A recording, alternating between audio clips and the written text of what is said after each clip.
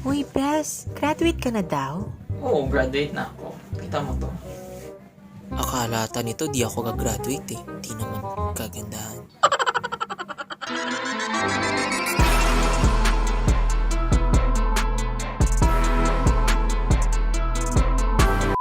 So, yes, back on track ulit. Recently, I've been processing my bachelor's degree and gladly, nakuha ko na siya this, December of 2020. So, after 2 or 3 years, finally, my bachelor's degree na din ako. And, that's really kind of bummed knowing that I've graduated last 2017. So, yeah, that's, I guess, a thing for us seafarers. Unconventional things for us. So, as a seafarer, actually graduate na talaga kami within 3 years. However, it's like a completed academic requirement lang. And we all need to have 1 year experience on board to have our bachelor's degree, which will, total everything for 4 years. So, depende naman sa inyo yon if matatapos nyo siya within a year if the company has a contract for 12 months. So, more or less, matatapos mo talaga siya. But, in my case, kasi, dalawang contract siya kasi 8 months yung first contract and also the second contract is within 8 months. Hindi naman pwedeng 8 months tapos afterwards, kukumplituhin mo lang plus 4. So, hindi pwede yun. So, yun nangyari sa akin. I have 2 contracts. That's why it took me, I guess, 1 year and 1.4 years. 1.4 years. Yeah, I think 1.4 years. For me to finish my bachelor's degree. So, rewind muna tayo. There's dalawang things or dalawang options for you if you're an aspiring seafarer or a seafarer. May dalawang options for you to finish your bachelor's degree. So, the first one is either you're gonna go under the 12 months contract or the other one is for the 36 months contract. So, for the 12 months contract, medyo, that one is shorter but you have mas madaming requirements other than the 36 months which is really kind of longer, but 36 months has lesser requirements compared to the 12 months program. So napapansin ko na usually madaming seafarers right now yung nagkaka-problem and na-hassle because of the requirements in their bachelor's degree processing. Trust me, I know the process. So, before I proceed, don't forget to hit the subscribe button in my channel, like and share the vid for today to support me. Tips para matapos yung requirement agad. So, tip number 1, secure your list of requirements from the school. So, ewan ko na lang kung ano mangyayari sa'yo pag wala kang requirements na bit-bit pag nag-onboard ka. Be, may requirements ka na dyan? Ay, tapos ka na? Ikaw? Tapos ka na din ba? Diba sabi namin nung 3rd year tayo, kukuha tayo ng requirements sa STO? Pero ikaw nag-cutting class. Ito yung guide mo sa whole process na kailangan mong tapusin. Nandito nakasulat yung para sa 12 months at for the 36 months na kailangan mong i-comply. So, hindi pwedeng sumapa ka ng barko kahit crew list, hindi mo man lang na ipa-photocopy. Tip number 2. So, manage your time properly. Well, a lot of us will be guilty in this part. Ay, kakasampa lang. Next month na lang yung TRB at kailangan i-comply. Dahil pang oras. Ay, shoot, may requirements pala ako. So, honestly, I'm kind of guilty with this one. Every time kasi na iniisip mo na you have a lot of time to spare, you have a lot of time to waste, or you have a lot of time in your hands, automatically, napaprocess sa brain mo na, you have a lot of allotted things, or a lot of allotted time para sa mga other things na ginagawa mo. And you're gonna end up cramming all those things sa end of contract mo, which is, kind of really hassle at some point. Manage your time properly. So, tip number 3, communicate with your STO. So, yung nangyayari kasi, some of the students don't want to communicate in their school after they graduate because they think na di na sa responsibility ng kanilang mga STOs. Ay, Ben, meron pa pala ipapasa sa STO? Akala ko alam na nilang sumampa ako. Anong akala mo? May bolang kristal yung STO mo?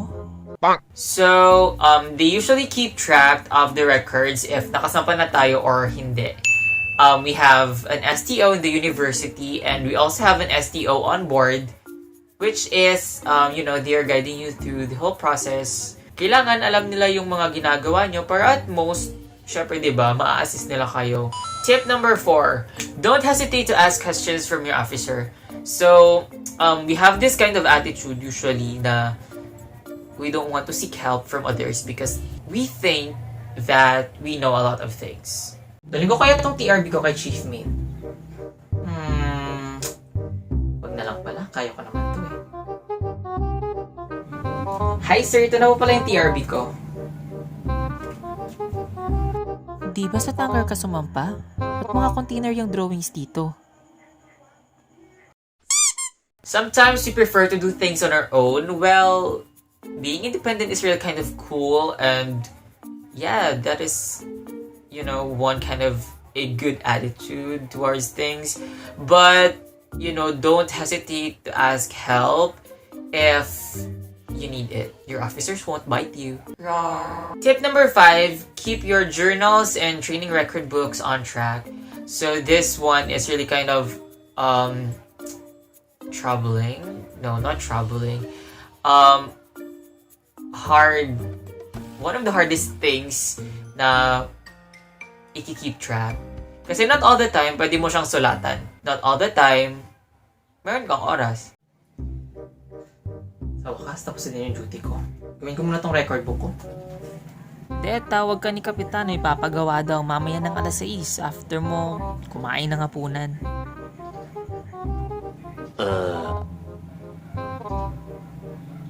PA na pala ako ngayon. Admit it, at some point, we experienced it.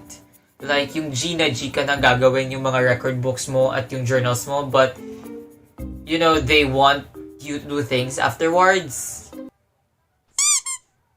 So, nasa sa inyo na rin kung paano nyo siya gagawin, basta, try nyo lang siyang habulin para pag uwi nyo, di na kayo magkakram. So, tip number 6, ask information from your friends.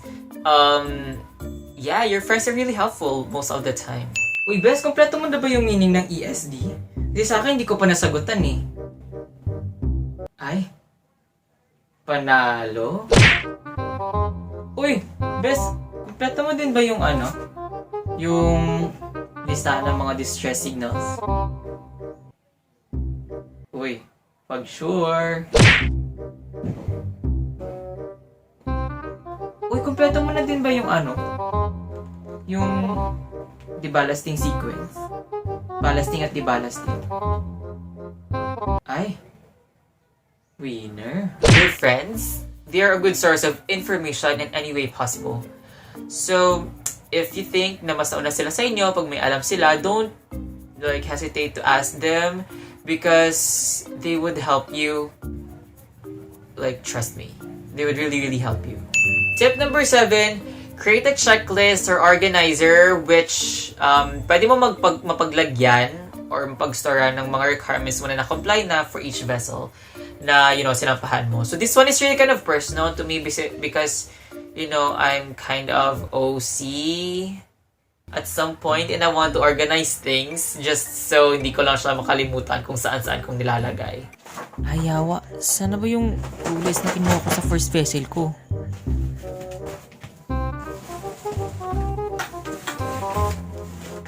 Ang journal ko. Dito ba?